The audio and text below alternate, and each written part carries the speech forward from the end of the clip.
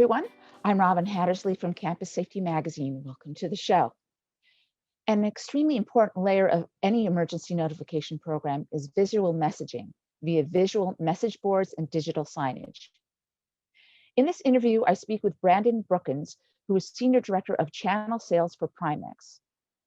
He describes how visual communications fit into campus emergency response plans, where visual communication tools should be installed, what types of messaging should be included, and the new ways schools, colleges, and hospitals have been using visual communications during the pandemic.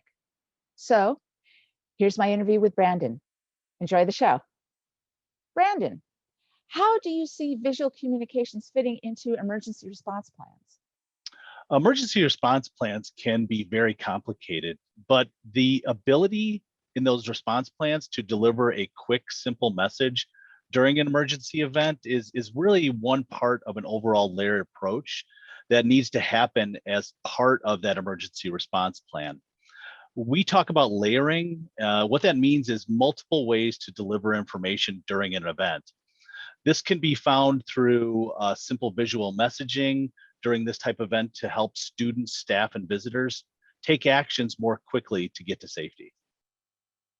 So where do you recommend facilities install visual communication tools?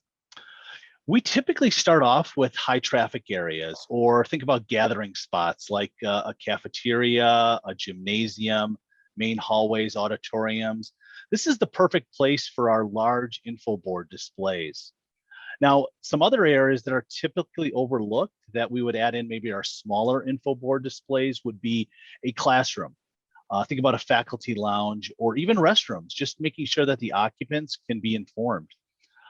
Finally, another trend that we tend to see is adding visual boards to classrooms.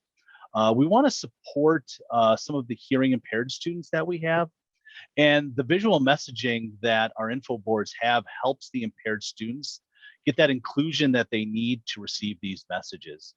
One thing that we'd like to stress is overall, we want to think about where people are and then the best way to deliver that layered messaging. Now, what types of messaging should be included in visual communications?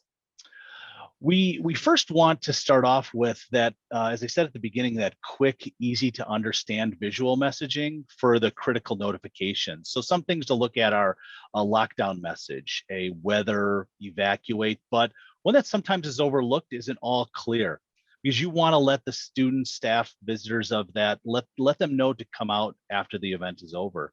Campuses should also think about creating other messages, other customized messages that maybe are more descriptive to their specific facility.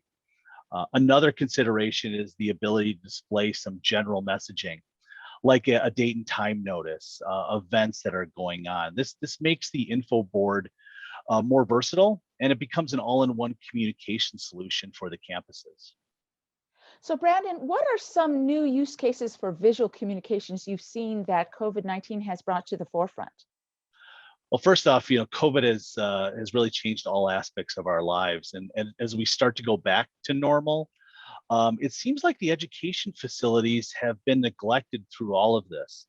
So really, there has been this renewed focus on these facilities and an increased focus on the safety and staff within those facilities. So schools are looking at such things as different start times, or maybe an A and B schedule, which means you need to have a clear visual message that can help reduce the stress of students coming back and quickly convey this messaging. Now, additionally, the visual messaging can be used to remind building occupants about such things as hand sanitizing, hand hygiene, social distancing reminders. It's also one thing that we've been seeing is a countdown timer, so that in between classrooms, you can encourage students to get to classes on time, but also limit the amount of hallway congestion. Thank you, Brandon. Anything you'd like to add? No, we appreciate the time and look forward to this new normal coming back and helping our campuses and facilities really re-engage with their students. Thank you, Brandon. Thank you.